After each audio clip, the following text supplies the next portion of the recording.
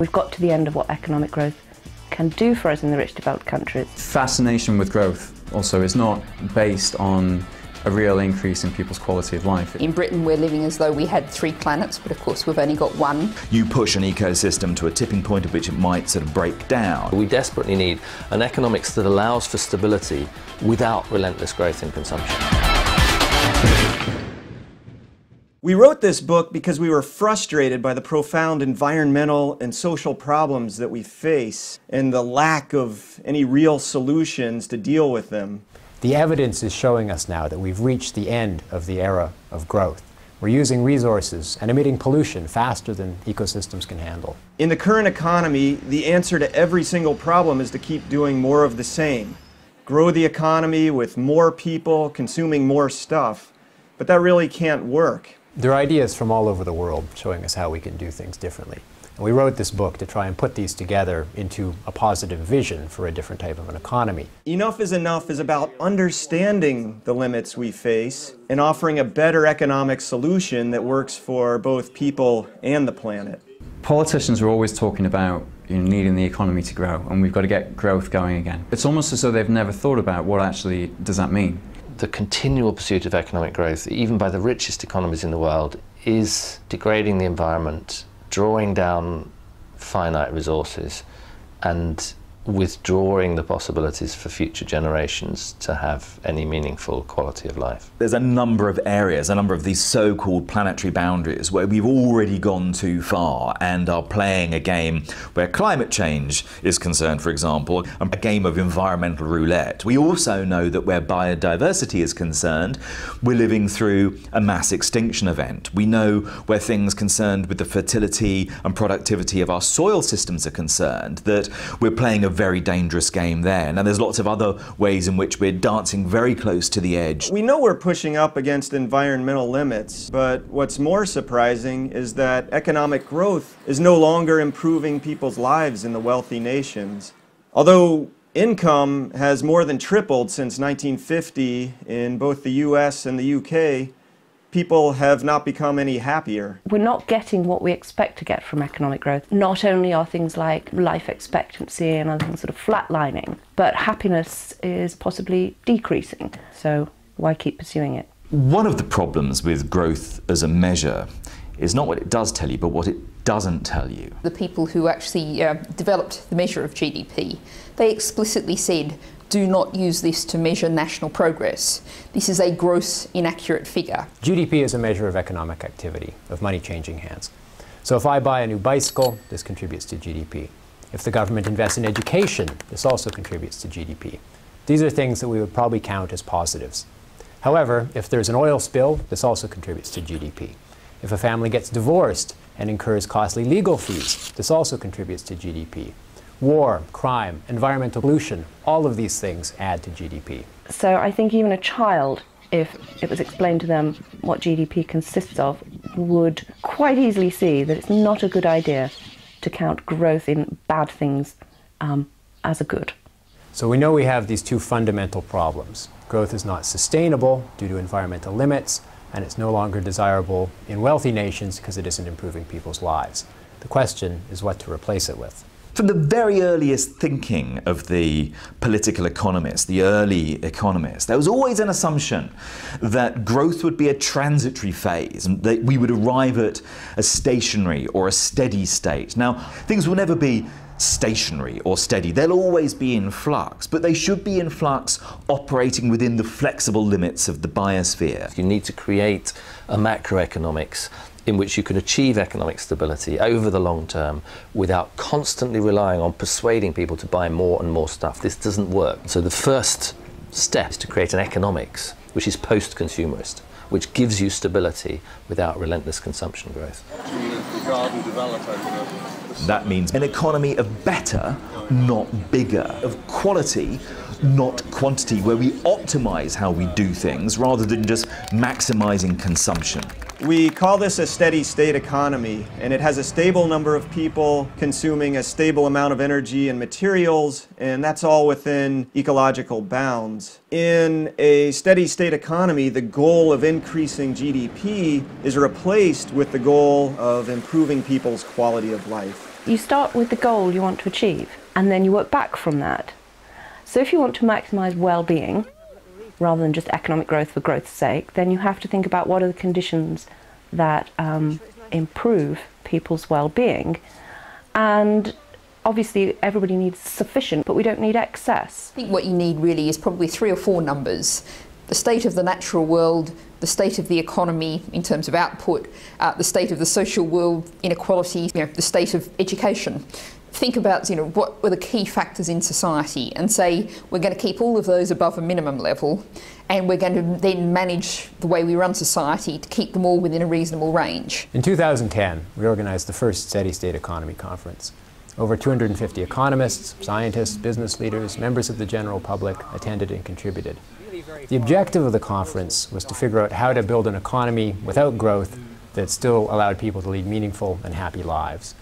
The book is a direct result of that conference. In the book, in addition to replacing GDP with new measures of progress, we consider how to limit material and energy use, fix the monetary system, stabilize global population, reduce inequality, provide meaningful jobs, and adapt businesses to flourish in a non-growing economy. Now, I don't think we've got time to go into all of them right now, but I hope we can at least cover a few of them.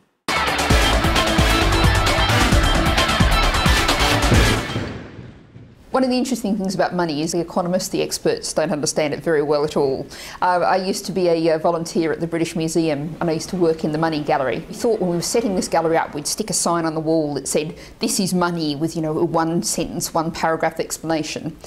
Then we realised we couldn't actually explain money at all, so they just skipped that part of the gallery. Most of the money in the economy is actually just numbers in a computer system, and we still think of it as cash, but actually most money now is electronic. The question is, where does that money come from? And unlike the cash, which is only created by governments and central banks, the money that we're actually using for most of the economy is created by commercial banks. So they create money every time somebody takes out a loan. You walk into a bank and take out a mortgage. That money isn't coming from somebody else's bank account. It's actually new money that's created effectively out of nothing through the accounting. Banks do this with a trick of double-entry bookkeeping. So when you go to the bank and you take out a loan, the bank does 2 things. In one column of its books, it enters a liability. This is the money that the bank has created and put in your account. In the other column of its books, the bank enters an asset. This is the money that you owe back to the bank. Now everything is okay because the 2 numbers cancel out. All of the money that we're using is created as debt. For every pound that's in your bank account, somebody else somewhere has a pound of debt. The entire money supply is on loan from the banking system. And what that means is we have to pay interest on all of the money that has been created. In the UK, this interest adds up to £200 billion a year, has been transferred from the public to the financial sector. The burden of servicing this interest means that businesses and families have this obligation to keep earning money to repay all this debt, but actually the debt can never be repaid. It's a catch-22. As an individual, you want to pay off your debts. But if everyone in society did that, there wouldn't be any money left because money actually is debt. So if we all pay off our debts, the current economic system would collapse. What we need to do to fix the money system is remove this power to create money from the banks, return it to some democratic, transparent, accountable body, and make sure that money is created in the public interest and spent into the real economy instead of being pumped into property bubbles and financial markets. If we had a money system in which governments had sovereign control over the money supply, then it would be perfectly legitimate for governments to invest in the things that we know that we need in order to create a good society, a low-carbon society, a society which is sustainable, a society in which we have more equality. The money system is absolutely key to that vision. In such a system, we'd still have banks, but they'd only be allowed to loan money which had been deposited with them. It would reduce inflation in the economy, it would allow us to reduce resource use, and it would give us a much more stable financial system. That kind of framework, an independent monetary authority with the money supply actually under sovereign control but regulated by an independent authority, is a much, much safer route than anything that we had before.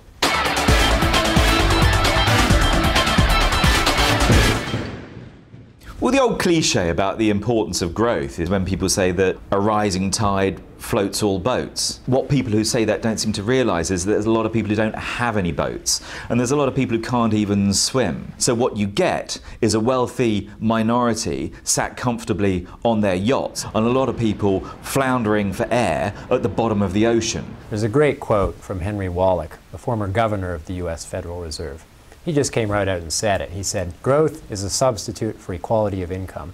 So long as there is growth, there's hope, and that makes large income differentials tolerable. But if growth is a substitute for equality of income, then the reverse is also true. Equality of income is a substitute for growth, and a much more sustainable one." More equal societies have better health. So on average, people live longer, they're less likely to be obese, less likely to have mental health problems, chronic diseases as well. They have higher social mobility, children do better in school, young women are less likely to have babies early, there's much less violence, people are less likely to be imprisoned. So there's a whole range of health and social problems that are much, much fewer. Inequality is not inevitable at all. It's a result of decisions made about levels of taxation, about how we organise our economy, about how we privilege multinational companies over small businesses, about how we pay our bankers huge bonuses. And at some point in the future, I think we might like to rearrange our wage structure, and maybe the sewer sweeper should get paid more than the banker. What our research shows is that countries that become more equal through different strategies get the same benefits. So you can achieve greater equality through redistribution, like Sweden, or you can do it through having smaller income differences to start with. Policies that address inequalities where they originate are likely to be the most effective way to achieve long-lasting equality. Democracy in the workplace is key here because it's obviously in the workplace that most income differences arise. So if we embrace all forms of democracy at work, whether it's employee representatives on boards, forms of employee share ownership, cooperatives, mutuals, etc., then we find that we have companies that are more of a community, have smaller income differences, and actually, where there's true democracy involved, are also more productive. To ensure equality, we may need to take some additional steps, such as setting a maximum income across society. And this would do away with some of the most unfair gaps between the haves and the have-nots. David Tepper, a hedge fund manager in the US, pocketed $1,057,692 per hour in 2012. That's as much money as the average American family earns in 21 years. Within any organisation, the top paid person shouldn't be paid more than 10 times the lowest paid person. If you apply that across society, that's going to have quite significant impact on inequality at the top end. Besides considering a maximum income, it's important to look at the other end of the scale as well. A guaranteed minimum income would create a fairer society by putting everyone on the same starting line. A line that allows people to meet their basic needs. Our current situation now is we have a minimum wage well below the living wage. Everyone who's working full-time needs to be paid enough money to live on. And most people, when you say to them, if you work full-time, you should earn enough money to live on, people go, well, yeah, that's a reasonable principle.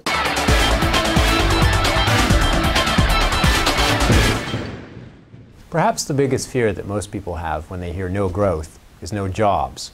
But the evidence for a relationship between growth and job creation is much weaker than you would expect. There are good ways to maintain jobs in a non-growing economy. Over time, we've figured out how to produce goods and services more efficiently, but we've made some questionable decisions about how to use these productivity gains. We've chosen more stuff over more time. Instead of ramping up production simply to keep people employed, we could use the benefits of technological progress to reduce working hours and then share the remaining work.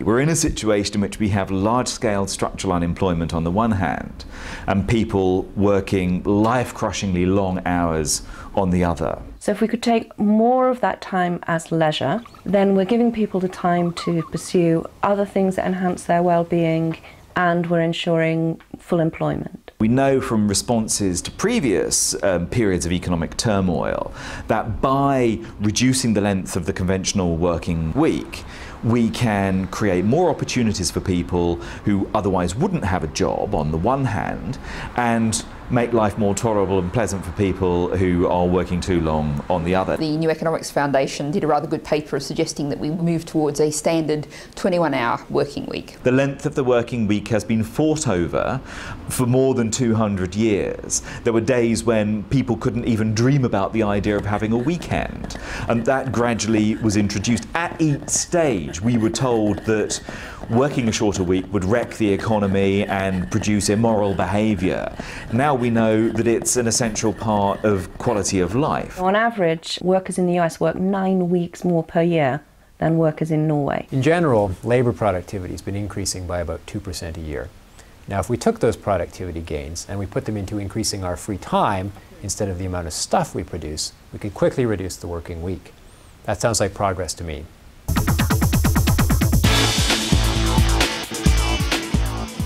Policies for maintaining jobs, reducing inequality, and fixing the monetary system. These are all important changes for a sustainable and fair economy, but that's only half the battle. If these policies are going to succeed, then consumer culture also has to change. We are consumers. We have inherent appetites for novelty. We love new stuff. We constantly want to engage in telling people how important we are by having that new stuff. And the markets and the advertising persuade us continually that to be decent human beings, we have to have it. What's wrong with that?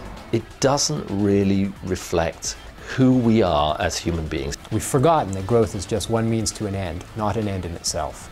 At the moment, we're making decisions based on whether they're good for growth or good for productivity, not whether they're good for people or the planet.